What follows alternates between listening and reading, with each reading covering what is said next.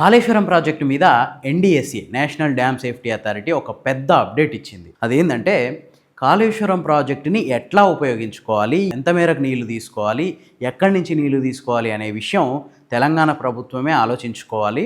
మేము కాళేశ్వరం ప్రాజెక్ట్ని వాడుకోవద్దు, బ్యారేజీల్లో నీళ్లు నింపొద్దు అని మేము ఎప్పుడూ చెప్పలేదు. అక్కడున్న వాతావరణ పరిస్థితులకి, అక్కడున్న అవసరాలకు అనుగుణంగా తెలంగాణ గవర్నమెంటే నిర్ణయం తీసుకోవాలి. అది తెలంగాణ ప్రభుత్వ పాలసీల ప్రకారం జరుగుద్ది. మేము అట్లాంటి విషయాలు ఏం చెప్పలేదు. మా బాధ్యత ఎంతవరకు అంటే డ్యామ్ సేఫ్టీ, అంటే అక్కడున్న బ్యారేజీలు, వాటి సేఫ్టీ, అట్లనే నెక్స్ట్ వాటి పునరుద్ధరణ చర్యలు, ఇంతవరకే మా పని. ఆల్రెడీ ఆ పనుల కోసం అక్కడ మేము ఒక ఆన్సైట్ వర్కింగ్ టీమ్ని పెట్టినాం. వాళ్ళు ఆల్రెడీ ఆ పని చేస్తూనే ఉన్నారు. సో అక్కడ ఏం చేయాలి అనేది అక్కడ ఉన్న గవర్నమెంట్ నిర్ణయం తీసుకోవాలి అని చెప్పి ఎన్డీఎస్ఏ చెప్పింది. గవర్నమెంట్ ఇన్ని రోజులు ఏం చెప్పుకొచ్చింది, ఎన్డీఎస్ఏ బ్యారేజీల్లో నీళ్లు నింపొద్దన్నది.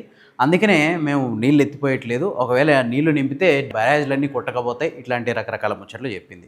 వాస్తవానికి ఈ కాళేశ్వరం ప్రాజెక్టు మీద ఎన్డీఎస్ఏ 2 రిపోర్ట్లు ఇచ్చింది తెలంగాణ గవర్నమెంట్కి. ఒకటి 2024 మే 1వ తారీఖున, ఇంకోటి 2025లో ఒక రిపోర్ట్ ఇచ్చింది. ఈ 2 రిపోర్టుల్లో కూడా ఎన్డీఎస్ఏ ఏం చెప్పిందంటే అన్నారం కానీ, సుందిల్ల కానీ, మేడిగడ్డ కానీ, ఈ మేడిగడ్డ బ్యారేజీలో ఈ 2 గేట్లు ఏవైతే కుంగినాయో ఆ 2 గేట్లని పూర్తిగా మూసేసి ఉంచాలి. ఫ్యూచర్లో వాటిని పూర్తిగా తీసేసి కొత్త గేట్లు అరేంజ్ చేయాలి. అంతేకాకుండా 7వ బ్లాక్ మొత్తం పునరుద్ధరణ చేపట్టాలి.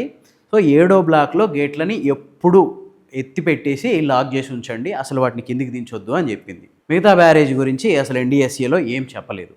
ఇక అన్నారం సుందిల్ల బ్యారేజీల్లో అయితే ఎఫ్ఆర్ఎల్ పూర్తిగా, ఎఫ్ఆర్ఎల్ అంటే ఫుల్ రిజర్వాయర్ లెవెల్ వరకు నీళ్లు నింపొద్దు, అంటే ఎంతో కొంత మొత్తంలో నీళ్లు నింపుకోవచ్చు అనే కదా అర్థం. సో ఆ 2 రిపోర్టుల్లో కూడా ఎన్డీఎస్ఏ ఎక్కడ బ్యారేజీల్లో నీళ్లు నింపొద్దు అని చెప్పలేదు. అట్లే ఇప్పుడు ఇచ్చిన రిపోర్ట్లో కూడా ఎన్డీఎస్ఏ తెలంగాణ గవర్నమెంట్ అక్కడ ఉన్న అవసరాలకు అనుగుణంగా నిర్ణయం తీసుకోవచ్చు అని చెప్పింది. మరి ఇంకా సమస్య ఎక్కడ ఉంది? ఇన్ని రోజులు గవర్నమెంట్ ఏం చెప్పింది, ఎన్డీఎస్ఏ పేరు చెప్పి ఎన్డీఎస్ఏ బ్యారేజీల్లో నీళ్లు నింపొద్దు అంటుంది. నీళ్లు నింపితే బ్యారేజీలు కొట్టుకపోతాయి, భద్రాచలం మునిగిపోద్ది, ఊర్లు మునిగిపోతాయి, ఇట్లాంటి రకరకాల కథలు చెప్పారు కదా. మరి ఇప్పుడు ఎన్డీఎస్ఏనే చెప్తుంది అక్కడున్న పరిస్థితులకు అనుగుణంగా గవర్నమెంట్ చర్యలు తీసుకోవచ్చని. అంతేకాదు ఈ బ్యారేజీల్లో నీళ్లు నింపాలన్న విషయం ఇప్పుడు ఎన్డీఎస్ఏ ఏ విషయాన్ని అయితే చెప్పిందో ఆ విషయాన్ని రిటైర్డ్ ఇంజనీర్ల సంఘం కూడా ఒక 15-20 రోజుల క్రితం చెప్పింది. అన్నారం బ్యారేజీలో ఒక 5.5 టీఎంసీలు నీళ్ళని నింపుకుందాం, అట్లనే సుందిల్లలో ఒక 3.5 టీఎంసీల నీళ్ళని నింపుకుందాం. సో దట్ పంప్ హౌస్ల వరకు నీళ్ళు వస్తాయి. అక్కడి నుంచి ఆ నీళ్ళని ఎల్లంపల్లిలోకి పంపు చేసుకుంటే వానకాలం అయిపోయేలోపు కనీసం ఒక 60-70 టీఎంసీల నీళ్ళని మనం ఎత్తిపోసుకోగలుగుతాం అని చెప్తే రిటైర్డ్ ఇంజనీర్లు అందరూ కేసీఆర్ తొత్తులు అన్నట్టు మాట్లాడింది గవర్నమెంట్.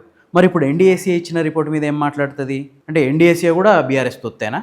ఎన్డీఎస్ఏ చైర్మన్ వచ్చి బీఆర్ఎస్లో ఏమైనా జాయిన్ అయ్యిందా? సో మనం ఏదైనా మాట్లాడేటప్పుడు కొంత అవగాహనతో మాట్లాడాలి. అయితే ఇక్కడ ఇంకో వాదన లేవనెత్తుతున్నారు. మేడిగడ్డ బ్యారేజ్తో సంబంధం లేకుండా కన్నెపల్లి పంప్ హౌస్ని ఆపరేట్ చేయొచ్చు అంటున్నారు. మరి ఆ మాత్రం దానికి బ్యారేజ్ ఎందుకు కట్టిరు అనే క్వశ్చన్ చాలామంది లేవనెత్తుతున్నారు. అయితే ఇదొక దరిద్రపు క్వశ్చన్, ఇంతకు మించిన మూర్ఖత్వం ఇంకోటి ఉండదు. ఇది ఒక మూర్ఖమైన క్వశ్చన్. ఎందుకంటే ఇక్కడ మీకు నేను ఒకసారి ఎక్స్ప్లెయిన్ చేస్తా చూడండి.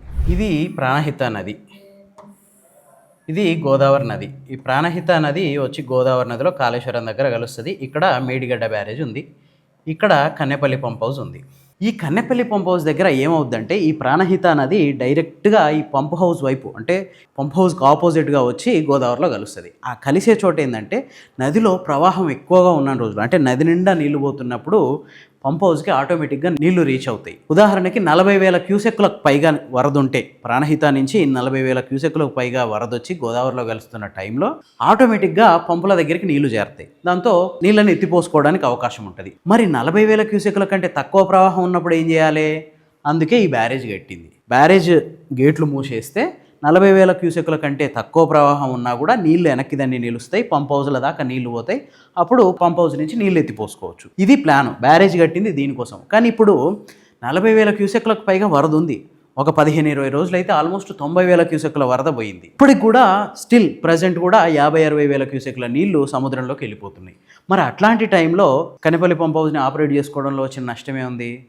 పైగా పనికి మాలిన క్వశ్చన్లు. బ్యారేజీతో అవసరం లేకుండా కన్నెపల్లి పంప్ హౌస్ని రన్ చేసే అవకాశం ఉన్నప్పుడు బ్యారేజ్ ఎందుకు కట్టిరంటే అందుకే ఎక్కువ వరద ఉన్నప్పుడు అవసరం లేదు, కానీ తక్కువ వరద వచ్చినప్పుడు నీళ్ళని నిలుపుకొని పంపు చేసుకోవడం కోసం నిర్మించింది బ్యారేజ్. సో అంటే ఎట్లా అంటే బోడిగుండుకి మోకాలకి లంక పెట్టినట్టు. ఏదన్నా ఒక ఇట్లా చేయొచ్చు అంటే దానికి ఏదో ఒక వంక పెట్టాలి, అంతే తప్ప ఇక్కడ ఏం కనపడట్లే. సో ఇప్పుడు ఈ 40-50 క్యూసెక్కుల ప్రవాహం ప్రాణహిత నుంచి గోదావరిలో దాదాపు ఒక 2-3 నెలల పాటు ఉంటుంది. అట్లా ఉన్నప్పుడు అసలే కరువు పరిస్థితులు కదా, ఇట్లాంటి టైంలో రోజుకు 1-2 టీఎంసీలు ఎత్తిపోసుకుంటే ఈ 2-3 నెలల్లో ఆల్మోస్ట్ ఒక 60-70 టీఎంసీల వరకైనా తీసుకోవచ్చు అని చెప్పడమే అక్కడ ఉద్దేశం తప్ప బ్యారేజ్ అవసరం లేకుండా కన్నెపల్లి పంప్ హౌస్ రన్ అవుద్ది అని కాదు. బ్యారేజ్ అవసరం ఉంది. ఎప్పుడు అంటే తక్కువ ఫ్లడ్ వచ్చినప్పుడు. అది ఎప్పుడు సెప్టెంబర్ నుంచి ఆ తర్వాత ఒక 20-25 వేల క్యూసెక్ల కంటే తక్కువ ప్రవాహం వస్తుంది. ఎప్పుడు ప్రాణహితలో 365 రోజులు నీళ్ళ ప్రవాహం ఉంటుంది.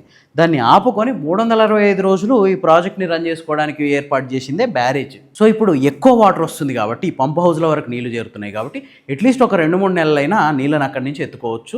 దాని ప్రకారం ఒక 60-70 టీఎంసీల నీళ్ళని కనుక పైనున్న రిజర్వాయర్లలో సేవ్ చేసి పెట్టుకుంటే ఈ కరువు కాలంలో ఉపయోగపడతాయి అనేది ఇక్కడ కాన్సెప్ట్. అంతే తప్ప బ్యారేజ్ అవసరం లేకుండా కన్నెపల్లి పంప్ హౌస్ నడిపితే మరి బ్యారేజ్ ఎందుకు కట్టిర్రు, ఇది ఒక మూర్ఖమైన క్వశ్చన్ అనమాట. ఇదే దానికి ఎక్స్ప్లెనేషన్. సో ఇప్పటికైనా గవర్నమెంట్ ఈ ఎన్డీఎస్ఏ ఇచ్చిన ఈ అప్డేట్ తోటైనా గవర్నమెంట్ కళ్ళు తెరిచి ఎంతో కొంత నీళ్ళని, ఇప్పటికే ఆల్మోస్ట్ చాలా లేట్ అయిపోయింది, 90,000 క్యూసెక్ల వరద ప్రవాహం 50-60 వేల క్యూసెక్లకు వచ్చింది.